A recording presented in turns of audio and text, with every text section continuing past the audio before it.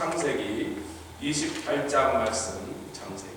제가 데살로니가 전서 말씀을 준비하고 있었는데 감사절에는 이 말씀을 하고 그 다음 주에 넘길 마음 들어서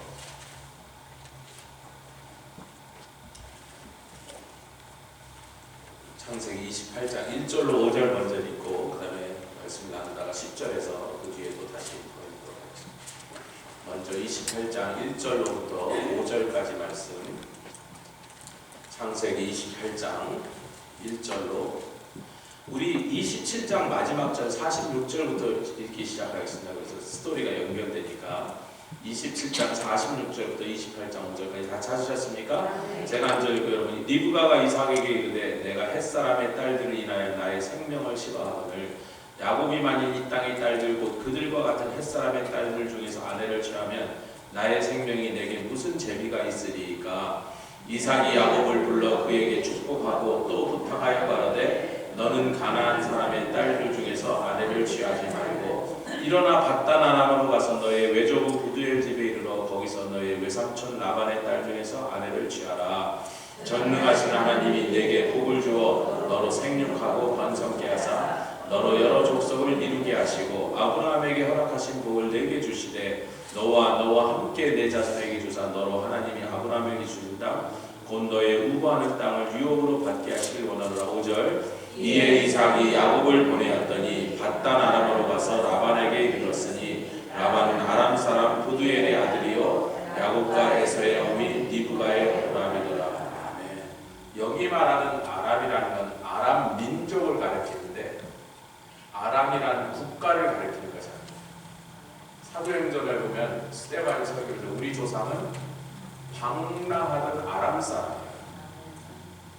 그러니까 아람 국가에 속했다는 게 아람 국가라는 국가의 시민권이 아니고 이 아람이라는 나라 사람들이 원래 지금의 카스피에 중동에서도 제일 동쪽 페르시아 북쪽 끝에서 그곳에 살던 사람이 이주해 온 사람. 그 중간에 메소포타미아 땅에도 이렇게 하고 멀리 온 사람이 이스라엘의 북쪽 지금의 시리아까지 이민 온 것이고, 그래서 아람이라는 국가는 그렇게 이스라엘에 바로 붙어 있었는데 그들의 시작은 카스피에 지금의 소련 땅, 페르시아 끝, 이란 끝, 소련 아래쪽 고리에서 출발한 족속이다. 성경에 그 말씀이 나와 있습니다. 아모스서가. 중요한 건 뭐냐면 아브라함이 자기가 아람 사람이어서 자기의 독자 이삭이 특별히 이스마엘이나 다른 자식들은 이 여자 저 여자 데려다 결혼했는데 언약의 자손 이삭만큼은 반드시 이게 아브라함이 이 세상을 떠나면서 자기 종을 불러다가 마지막 유언 중에 제일 중요한 핵심 포인트가 내 아들 이삭의 아내를 이 땅에서 취하지 마라. 내가 부탁하니 그 늙은 종이가 먼 곳이지만 당신이 좀 거기까지 가서 내가 거기까지 갈 기운이 없으니까 내 눈으로 보고 직접 보면 얼마나 좋겠냐마는 내가 거기까지 그 사막을 지나 여행할 자신이 없으니 네가 가서 골라와라. 그게 지금 이삭, 야곱과 에서의 어머니 리브가잖아. 그 스토리는 리브가에게 너무나 생생한 자기의 삶의 역사예요. 그 처녀가 또 당차죠. 며칠 더 유하다 잔치하고 하니까 됐다고 지금 저쪽에서 기다리는데 가야 된다고 지도 않더라고 가버렸어. 가고 그렇게 아기를 못 낳다가 그 남편 이삭이 기도하니까 하나님이 쌍떼를 주셔서 에서와 야곱을 낳았습니다. 그때 그들이 장성했네. 여러분 이 얘기가 벌어지고 있는 지금 이 시간 밧담 아람으로 야곱이 떠날 때 나이가 몇 살? 77세.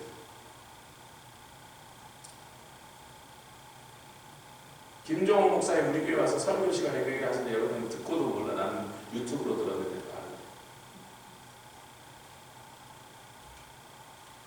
어린 청각이 아니에요. 우리도 늘 생각에 결혼 안 했으니까 어린 총각이라고 생각했는데 70살이 넘은 할아버지였어요.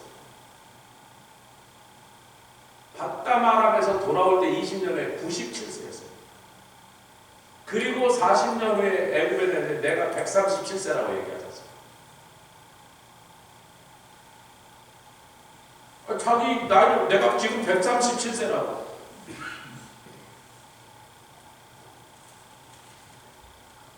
그런데 그 형 에서는 벌써 여자를 여러 넣었었는데 다 그 가나안 족속들이에요.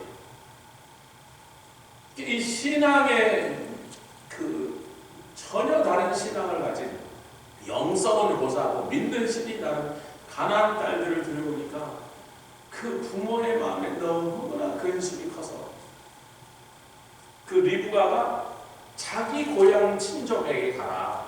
우리 오빠가 거기 살고 있고 우리 친족들이 거기 사니까 거기 가면 틀림없이 야곱 네 언약의 자손에 어울리는 배필을 거기서 찾을 수 있을 것이다. 자기도 그렇게 왔던 사람이니까. 할렐루야.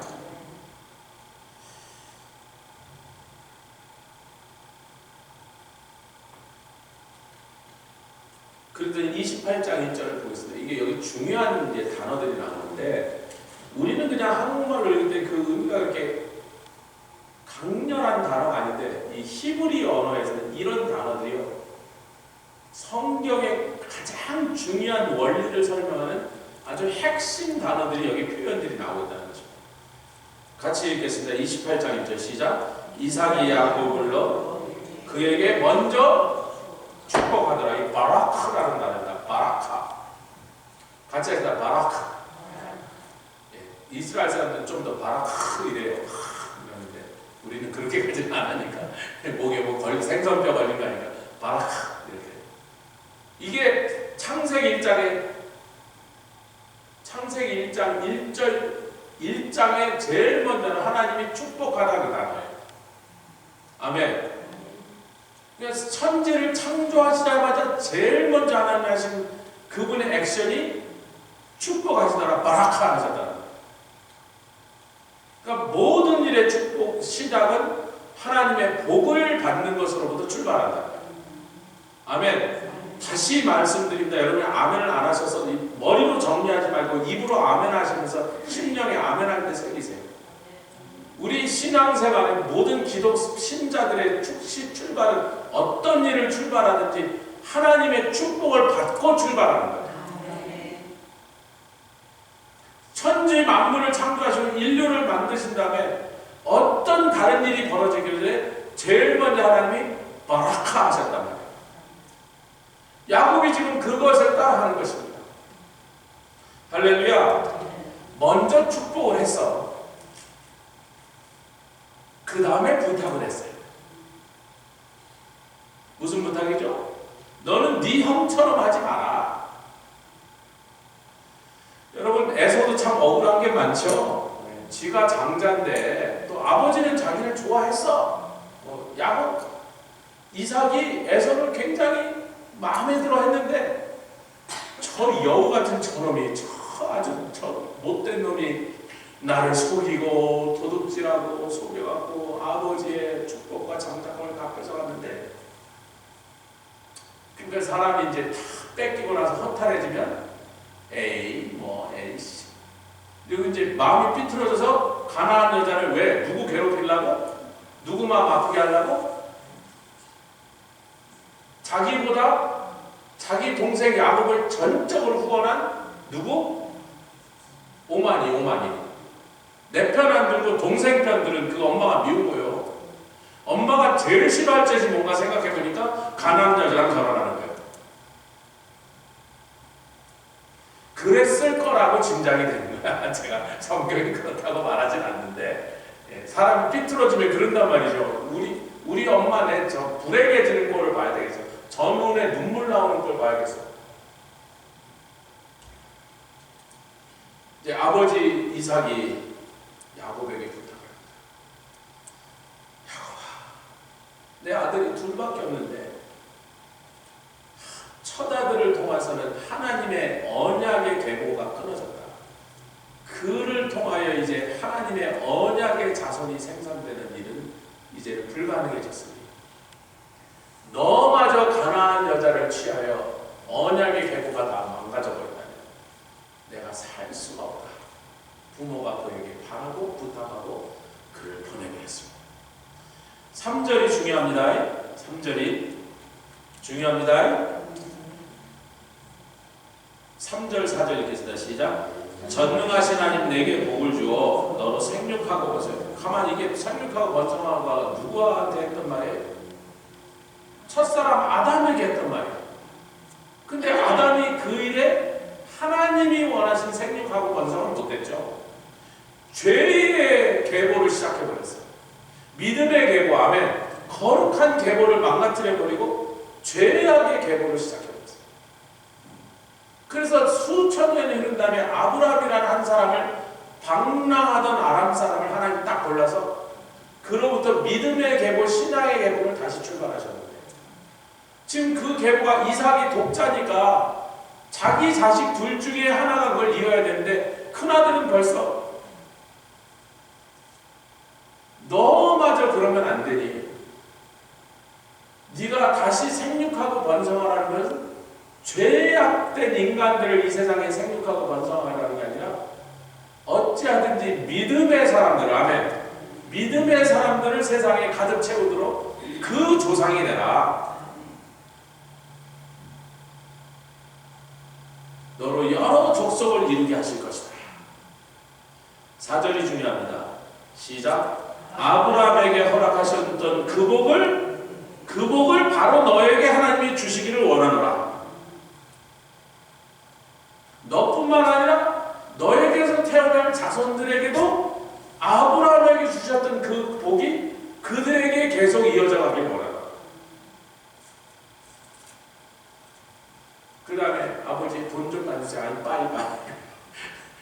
그 복과 함께 가라는 거. 제가 이돈 장로님 얘기 여러분들도 들었고 또 저도 여기저기서 들었는데 제가 우리 교회 한번 다시 모시려고 사실 한 15년 전쯤 초대했는데 그때 도저히 이분이 개교회 집회까지 못 가신다고 그 교회에서 같은 교회에서 계시던 목사님이 제 목사 안수 동기예요. 그래서 그분한테 부탁했는데 워싱턴 그 교회에 도저히 이제는 안 되신다 그래서 못 모시고 결국은 한 몇 년 전에 갑자기 이렇게 세상을 떠나서 참 하나님이 귀한 사람이 왜 이렇게 빨리 내려가시니 그 뭐 이유는 우리가 알 수 없습니다. 너무나 귀한 분이 가셨죠. 하여튼 그분이 이제 파리로 유학 가면서 유학생 신분이란 내가 일을 못하니 아버님 1년 지난다면 무슨 짓을 해서라도 학비와 생활비를 제가 어떻게 해결해 보겠는데 장학금 탈 계산을 한 거죠. 장학금을 탈 생각을 하는 거예요. 첫 1년 동안 장학금 못한다면 처음 온 사람은 성적이 있어야 장학금이 1년만 버티게 얼마만 주십시오. 자기는 얼마 줄 줄 알았더니 봉투에 내 조상의 하나님이 너와 함께 하시리라 그 얘기 듣겠어. 제가 우리 찬영이한테 네 조상 그 얘기 알지? 그랬더니 안 돼. 같이 들어가지고 그 테이블 옛날에 우리 차 타고 다니면서 어렸을 때부터 들었어요. 이돈 장난 얘기 알지? 그랬더니 안 되겠어. 딱 그 얘기야. 네 조상의 하나님 너와 함께 해서 며칠 후에 생일이래. 난 몰라. 거기 있는 뭐 사람들이 뭐 케이크를 하나 잘라주는 집에서 제가 아마 여기서 페덱스로 보낼까 네 조상이 하나님.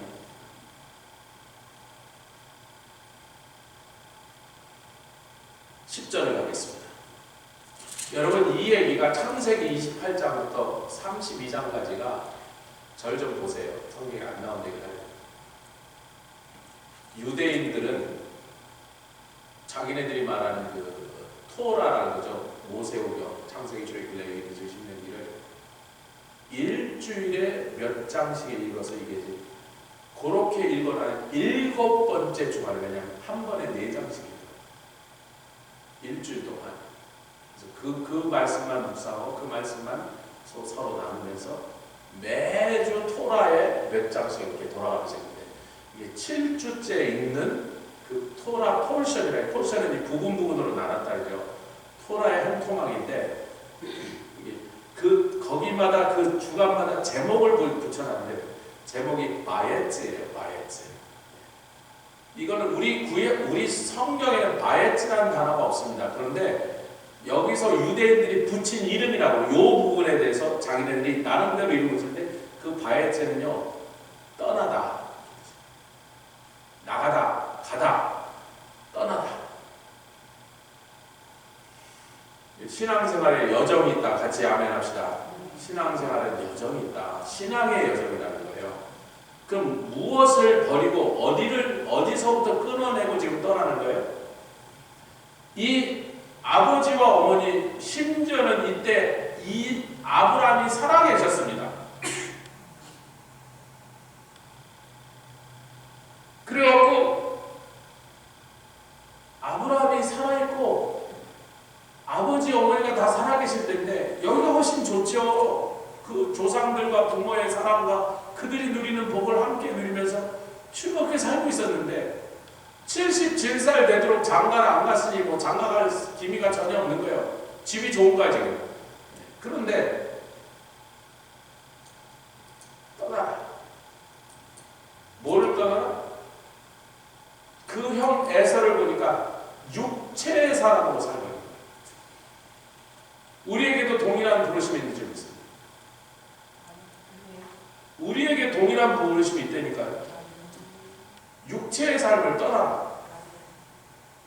갈라디아서 5장의 말씀을 제가 인용하면요, 아멘 소리가 잘하는 게 너무 세게 말해. 그리스도 예수의 사람들은 그 정과 욕심을 십자가에 못 박았느니라.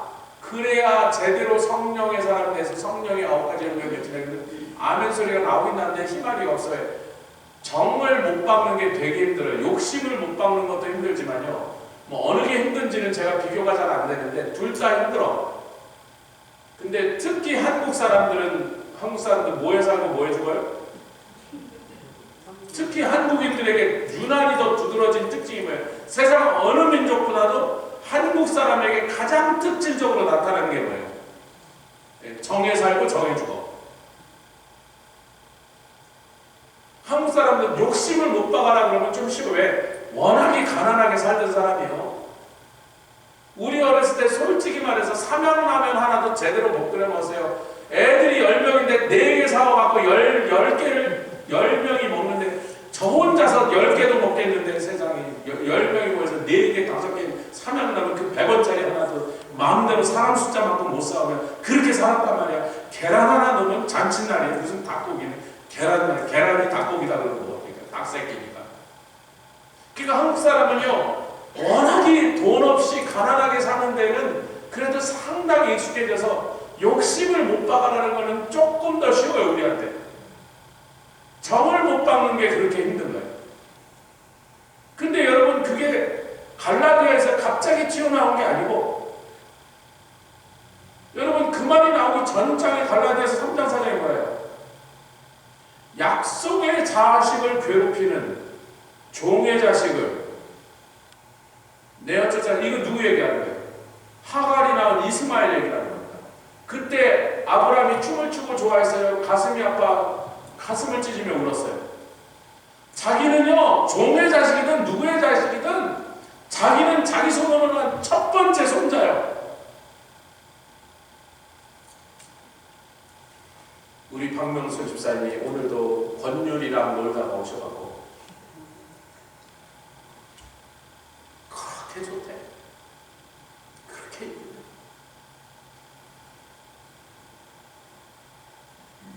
개를 내쫓아라 하는 말씀이 갈라디아 3장 4장에 먼저 있고, 그렇게 할 때 하나님이 아브라함에게 언약의 자손 이삭을 세워주셨다는 것을 기억하고 너희도 십자가의 정과 욕심을 못 박아라 그런 거예요.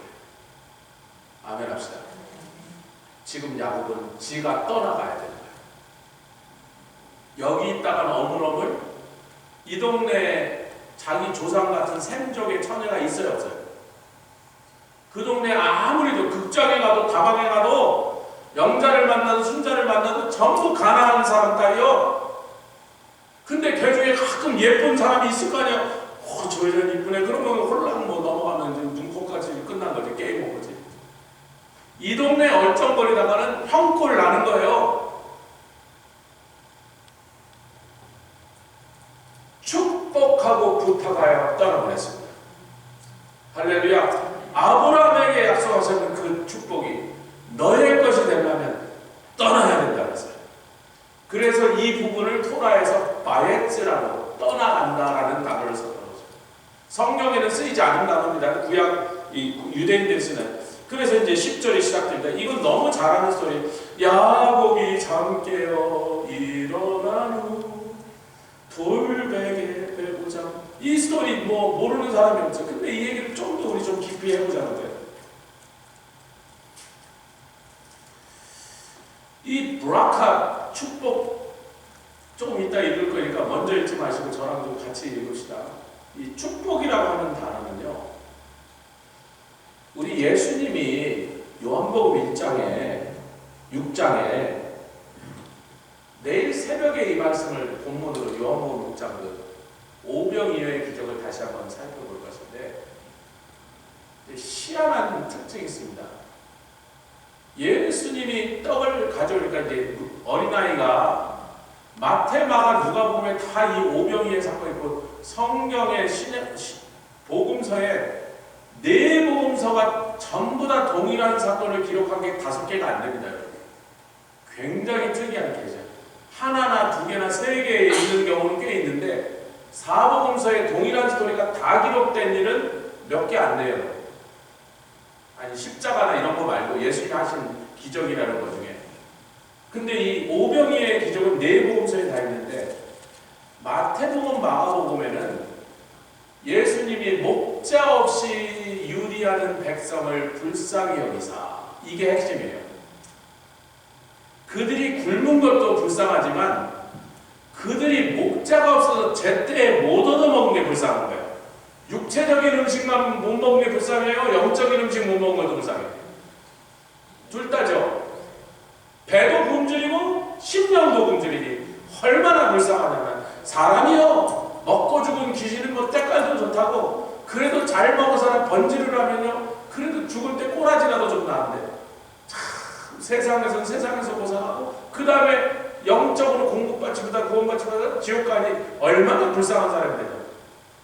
그래서 민망하사 그들에게 먹을 거 주시려고 작정하셨다가 마태복음, 마가복음의 핵심입니다. 근데 요한복음에는 전혀 그 속에 있는 영적인, 그 이면에 있는 영적인 핵심을 두 가지를 더 다루시는데, 예수께서 그 떡을 떼시기 전에 축사하셨다, 바락합니다. 물론 헬라어로 번역되어 있기 때문에 바락하라고 안 하지만 그 말은, 예수님이 하신 말씀은 히브리 말로 하셨기 때문에 예수님이 하나님을 축복하더라.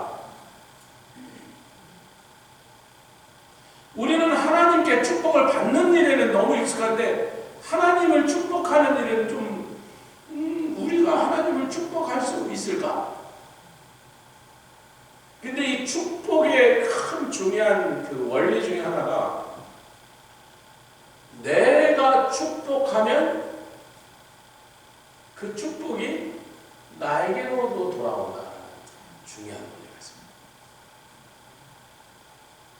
예수님께서 네가 가서 복을 빌었는데 그 사람이 네가 본 빚을 안 받으면 그 복이 시궁창으로 저 하수구로 내려간다, 나에게 돌아온다.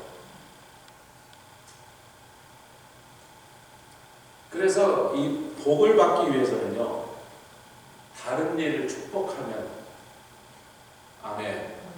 내가 복을 많이 받고 싶으면 많이 남을 축복하면 내가 복을 받을 확률이 확 높아진다. 쉽잖아요. 복 받기가 너무 쉽잖아요. 남을 막 축복하다 다니면 내가 축복하게. 근데 목사는 직업적으로 축복하는 직업이다 보니까 복을 많이 받는 거예요. 저는 뭐 가는 데서 뭐 공항에서 만난 사람, 병원에서 만난 사람 조금만씩 앉아있고 저를 축복해주거든요. 뭐 아프다 이리 와서 기도해줄게요. 당신 뭔데? 나 목사인데. 아 그럼 뭐 목사니까 기도 좀 해줘라. 아 축복하는 게 그렇게 싫은데 뭐 돈 다 저 여자에 축복하겠다 했다 뺨 맞은 적 한 번도 없어. 예수 믿고 십자가에 회개하라 그러면 뭐 욕하는 사람 많은데 축복해준다는데 기분 나쁘다니까 한 번도 못 만났어. 여러분 옆에 있어요. 많이 축복합시다. 막 축복합시다. 막 왕창 축복합시다. 아무나 붙잡고 축복합시다. 축복하는데 무슨 미쳤느냐 말이에요. 뭐 손해볼 일이냐 말이에요. 축복한다는데 싫다는 사람 보셨냐 말이에요. 전 한 명도 못 만났어요. 내가 쟤를 축복하겠다는데 뭐 일굴 찔굴 일이 뭐가 없단 말이죠. 이런 중요한 원리입니다. 하늘을 향하여 축복. 그래서 그 말을 이제 속뜻을 얘기하면 이런 거예요. 내일 아침에 이 말씀을 더 가는데 새벽에 나오시면, 그러나 하여튼 오늘도 이 중요한 개념을 설명하는데 연관이 되니까 이 떡을 주심을 감사한 게 아니라 이 떡을 주신 하나님을 먼저 축복했다.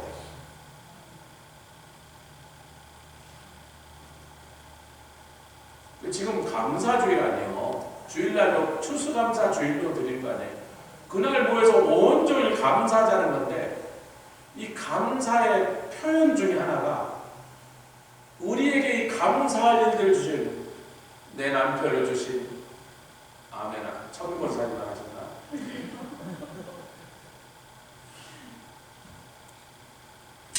내 옆에 있는 그 인간을 주신 내 아내를 주신 내 자녀를 주신 내 몸에 건강을 주신 재능을 주신 구원을 주신 하나님을 축복합니다. 우리 하나님을 축복합시다. 그럼 그 축복이 하나님이 설마 우리의 축복이 필요하신 분은 아니에요. 근데 기뻐하신다. 그분이 필요 없으신가? 아이 괜찮아 너 가져. 네가 비는 축복이 나한테 뭘 내가 없는 거 뭘 더 주겠니? 그냥 너 가져라 하고 있어. 할렐루야. 가끔 우리 애들이 뭐 돈 좀 줘요. 그래. 됐다고. 그 푼돈 나한테 주지 말고 너나 잘해. 괜찮아. 그렇지만 고맙잖아요. 지가 뭐 얼마 저한테 뭐 10,000불을 주겠어요? 10만 불을 주겠어요? 아빠 좀 쬐시면 내가 그렇게 됐어. 부모의 마음. 하여튼 그래서 바예째 같이 하시다. 바예째 떠났습니다. 아버지의 축복을 받고. 그런데 이 야곱이 이제 10절부터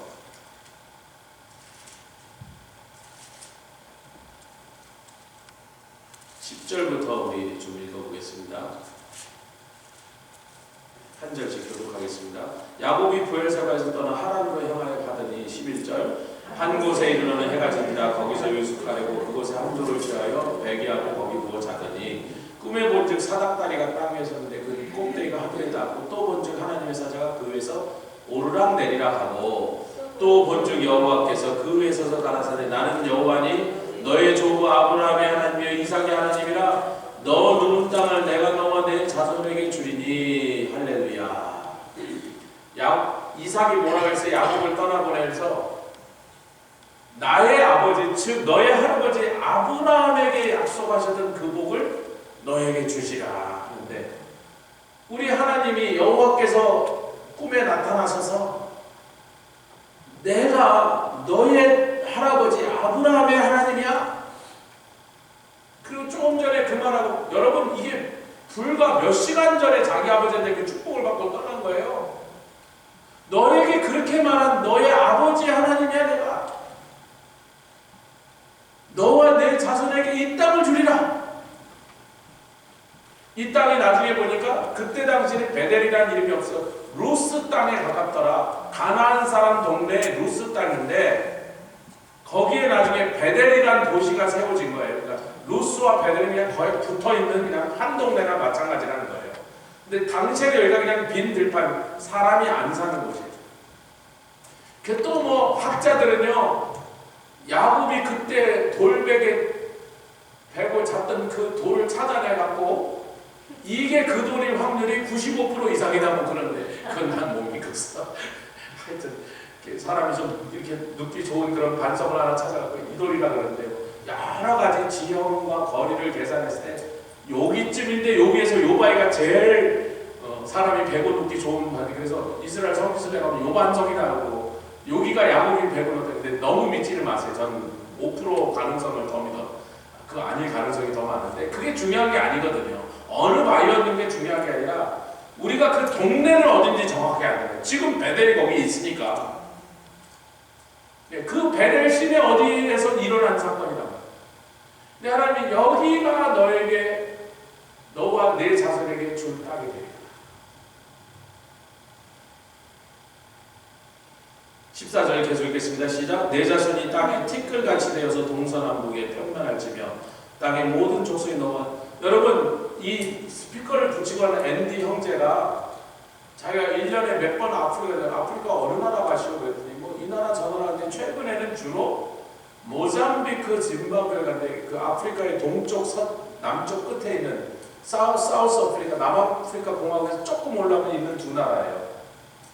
거기서 더 올라오면 이제 케냐, 탄자니아가 있는데 그래서 거기 굉장히 외진되고 미국 사람도 잘 안 가는데 거길 왜 가냐 그랬더니 그 사람이 함께 일하는 그 미니스트리가 그 폴 윌버라는 메시아닉 주 찬양 인도자의 그 팀이 그 하는 거예요. 그래서 그 모잠비크와 짐바브웨 두 나라에다가 우물 100개 파주기 프로젝트를 시작해서 우물이 없는 동네를 가서 하는데 지금 20개째를 파고 왔대는데 자기가 그 일의 책임자가 돼갖고 지금 20개 팔 때마다 한 번도 앞에 거기 날아갔다 왔다 그래서 아니 그러니까 250개 국가가 아프리카에 한 50개 국가가 있는데 우물이 필요한 나라 전 세계 그렇게 많은데 그러니까 왜 하필이면 모잠비크하고 짐바브웨 그렇게 안 되니까 그랬더니 폴 윌버라는 자기 그 리더가 메시아닉 주 찬양을 인도하는 분인데 굉장히 유명한 사람입니다. 메시아닉 주 찬양인데 제일 유명한 사람.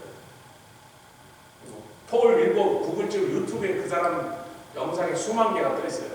그런데 중요한 게 그게 아니고 그 나라의 찬양을 집회를 인도하러 갔다가 거기 있는 사람 중에 상당히 많은 사람이 흑인 유대인인 걸 알게 됐다.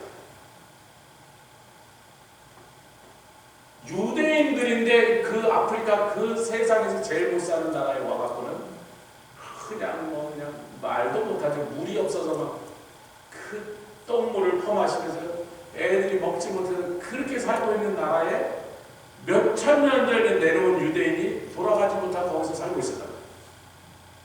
근데 이게 중남미도 그렇다는 거예요, 여러분.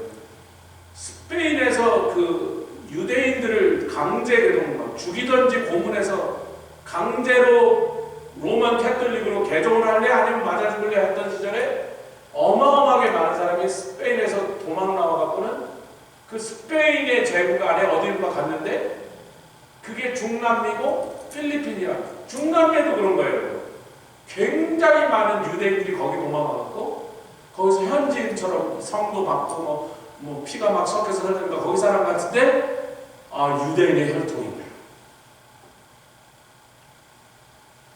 그러니까 이제 그 얘기는 여러분이 잘 몰랐던 얘기니까 저도 최근에 다 알게 된 거예요. 중남미에도 그렇게 유대인 피가 많이 섞여 있고 필리핀은 옛날부터 알았고 아프리카에 저는 이디오피아만 있는 줄 알았더니 그래서 이디오피아에 있는 유대인들은 이스라엘 정부가 가서 몇십만 명을 데리고 왔잖아요. 근데 이디오피아만 이제 우간다도 있고 케냐도 있고 모잠비크 이 아프리카 각 나라에 이렇게 퍼져 있다는 거예요. 근데 얼굴은 새까맣고 이빨만 하얀 완전 아프리카 사람이에요. 몇천 년 동안 그 사람들 피와 섞여.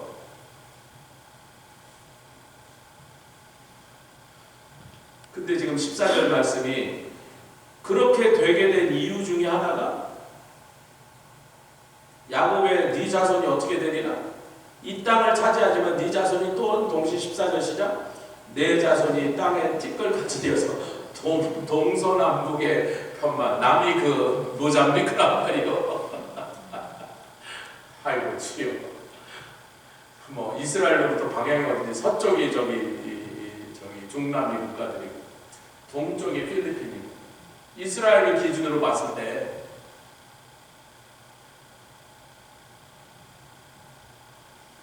모든 족속이 너와 내 자손을 보호되리라.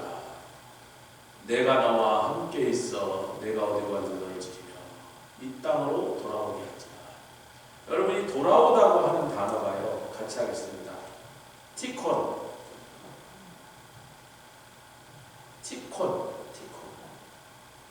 근데 이 말도 성경이 안 나오는 단어입니다. 이스라엘 유대인들은 이 티콘이라는 게 왜 중요하냐면요. 서기관이 하나님의 말씀을 받아 적다가 잘못 이렇게 필사하잖아요. 이렇게 손으로 붓으로 이렇게 베껴 적다가 잘못 베끼면요, 그걸 통째로 버리고 다시 씁니다. 그때 그걸 뭐라고 부르냐면 서기관의 수정이라고 해서 티콘 수페림이라고 불러요. 그래서 이 티콘이라는 단어는 원래 의미가 서기관이 하나님의 말씀을 받아 적다가 기록하다 실수했을 때 그 실수를 정정하다 그런 뜻입니다. 하나님의 뜻은 여러분 이스라엘 백성이 애굽에 사는 거예요? 가나안에 사는 거예요? 근데 가뭄이 심해서 애굽에 할 수 없이 내려갔어요. 야곱이 가나안에 사는 거예요? 밧담아람으로 가는 거예요? 아니 가나안에 사는 게 하나님의 그 큰 뜻은 그것인데 왜 지금 밧담아람으로 갈 수밖에 없냐면 여기서는 언약의 자손의 계보를 이어가는 일이 불가능한 거예요.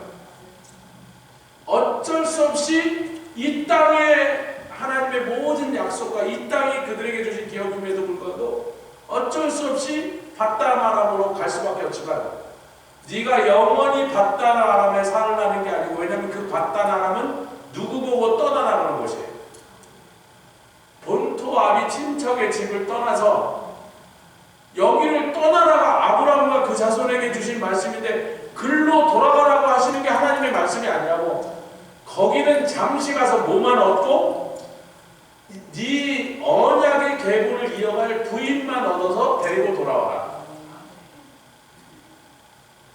그걸 티콘이라고 한다는 거예요.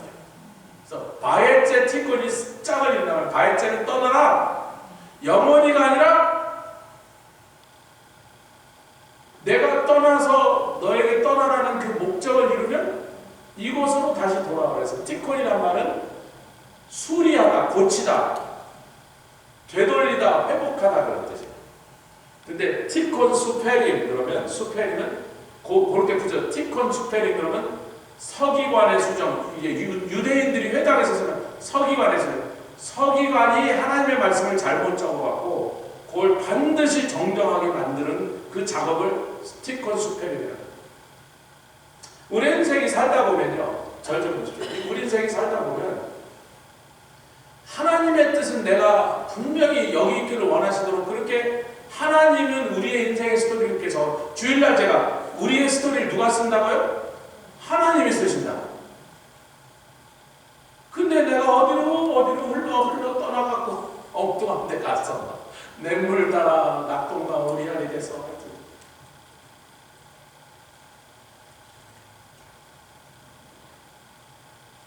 내 인생을 추정해야 돼요? 말씀을 추정.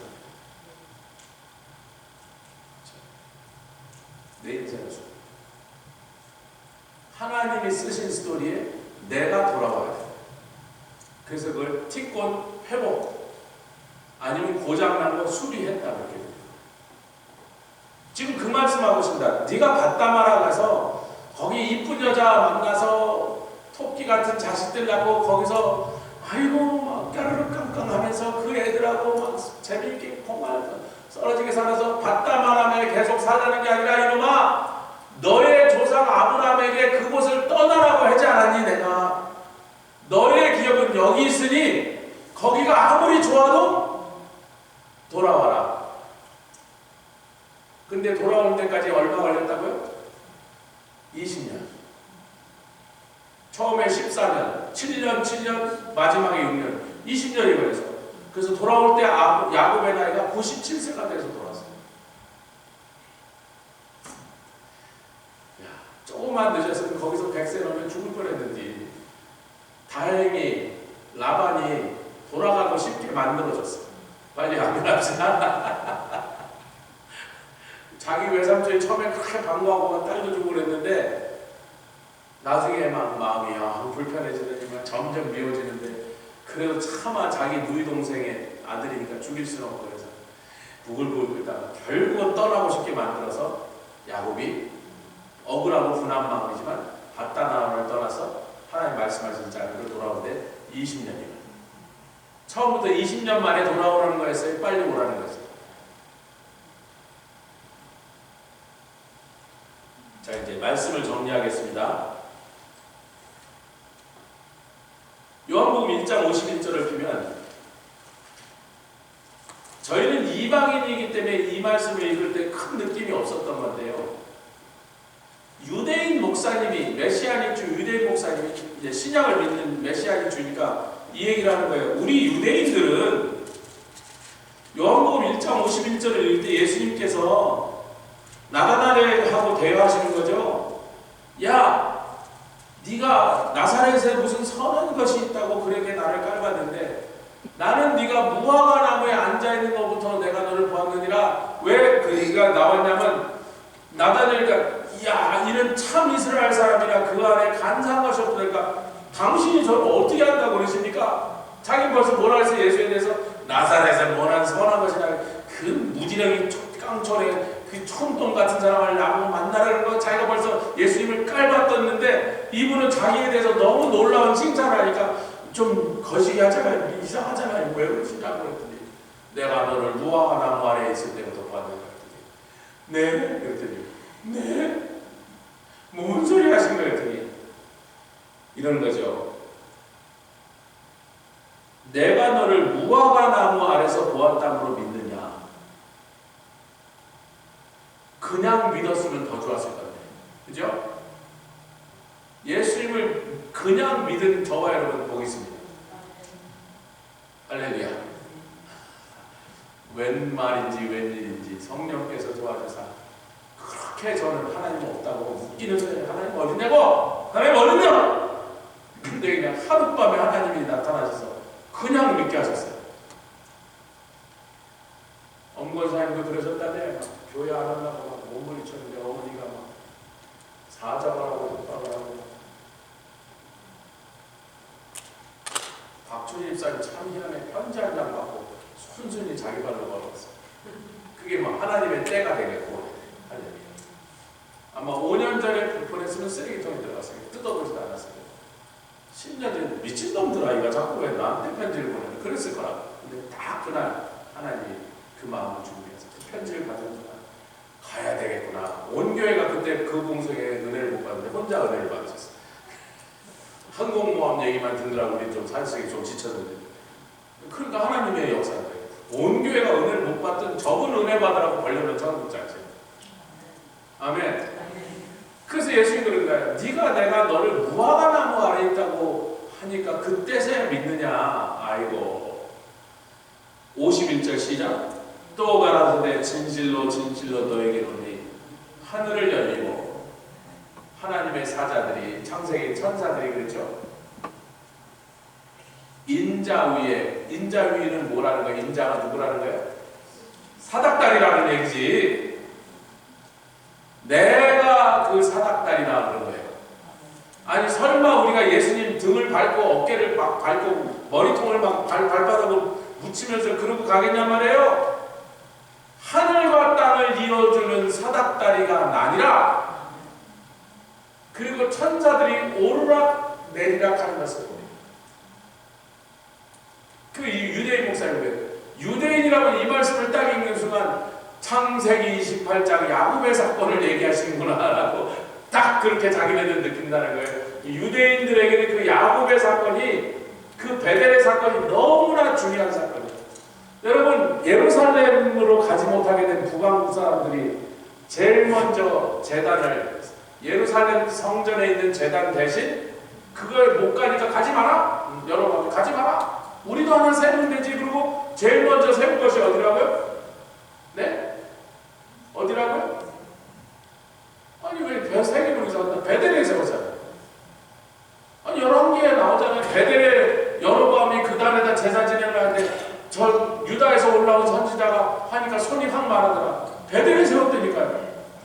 왜 베델에 세웠냐 말이에요. 왜 그들은 베델에 세웠냐 말이에요. 야곱이 그랬잖아요. 나를 평안히 돌아오게 하시면 내가 여기다가 하나님의 전을 세우겠다. 하나님 그건 내가 정하는 거지. 결국은 거기에 전이 세워져서 안 세워졌어요. 안 세워졌습니다. 그러나 전이 세워지는 걸 원하시는 게 아니라 단이 세워지는 걸 원하셨어요. 야곱이 단을 세웠습니다. 근데 야곱이 참 바보 같은 짓을 했죠. 무식했다면. 창세기 12장으로 봅시다. 창세기 12장에 거기가 누가 단을 세웠다고 보십시오.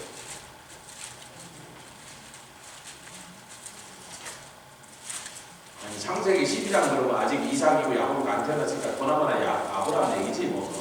대답은 이미 알고 있는데 그래도 성경은 확인하지 않아요. 창세기 12장 8절에 다 찾으셨습니까? 창세기 12장 8절에 시작. 거기서 베델 동편산으로 옮겨 장막을 치니, 거기서는 세겜입니다. 세겜에서 출발했는데 점점 베델 쪽으로 옮겨가서 베델 동편산으로 옮겨 장막을 치니 선은 베델이요 동은 아이라. 아이성이 그 유명한 여리고성을 쳤다가 교만해져 갖고 올라갔다가 주워 터진 그 아이성입니다. 근데 그건 나중에 붙은 지명이에요. 아브라함이 왔을 땐 양쪽에 도시가 없었죠. 베델도 없고 아이도 없을 때인데 후세 사람들이 거기가 어딘지 알도록 지금 당대에 쓰고 있는 지명 이름을 소개한 거예요. 사람들이 위치를 찾을 수 있도록. 그런데 그가 그곳에서 여호와를 위하여 단을 쌓고 여호와의 이름을 부르더니, 할렐루야.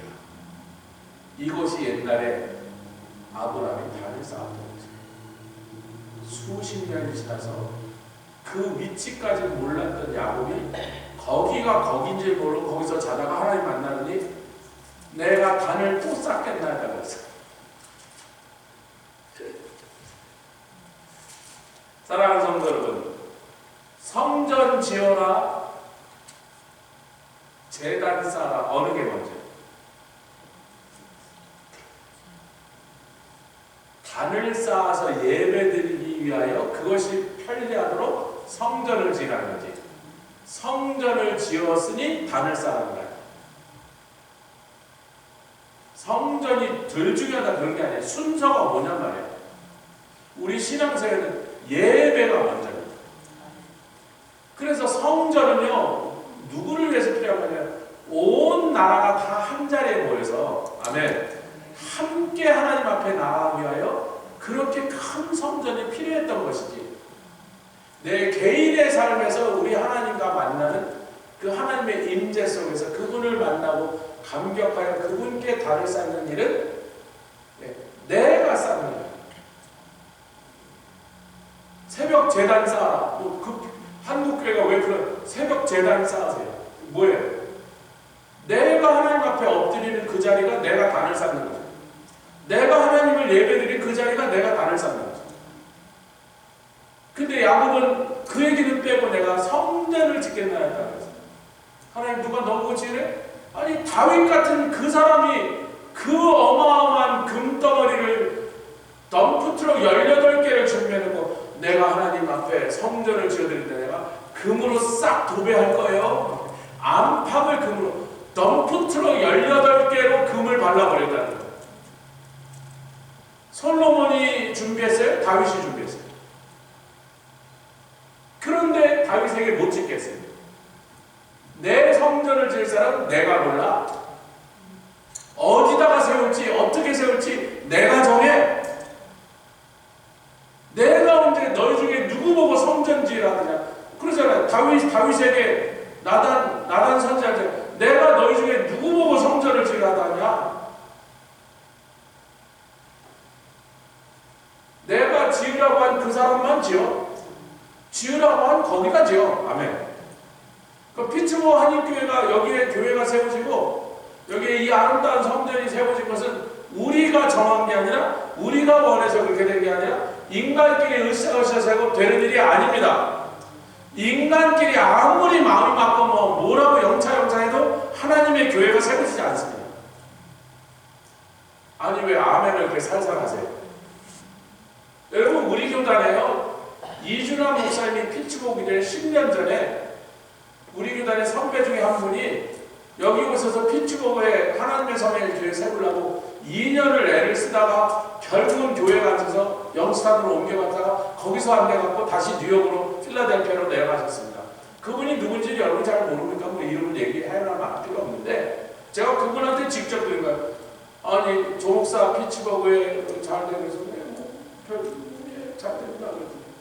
내가 거기에 그때 한 70년대 말인가 80년대 교회 가갖고 하나님의 성회가 거기 없으니까 내가 하나 세우려고 해서 열심히 했는데 교회가 안 되더만. 그분이 굉장히 똑똑한 분이, 지식도 많고 공부도 많이 하고 안 되더래요.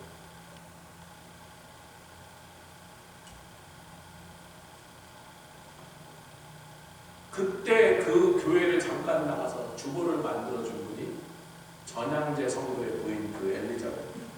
내가 그때 그 주보도 찍어드리고 있다고 자랑제가. 그래서 그 주보까지 만들어주고 그랬던 분이 열심히 안 가르쳤어요.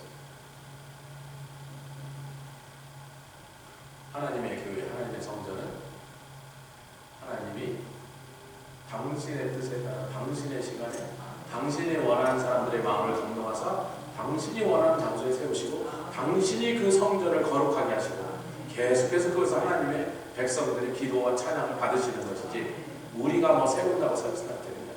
목사가 나서서 뭐 어쩌다가 교회가 세워지는 게 아니야.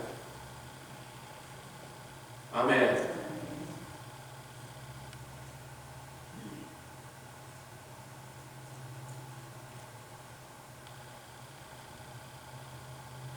그래서 예수님께서 인자가 천사들이 사자들이 오르락내리락 사다리가 돼서 단절된 하늘과 땅을 연결해주는 그런 존재로 내가 사다리 노릇을 할 테니 너희들은 나를 밟고 올라와서 하나님의 영광을 뵙고 하나님의 그 말로 표현할 수 없는 그 기가 막힌 능력의 말씀, 생명의 말씀, 복의 말씀을 나아가서 들어라.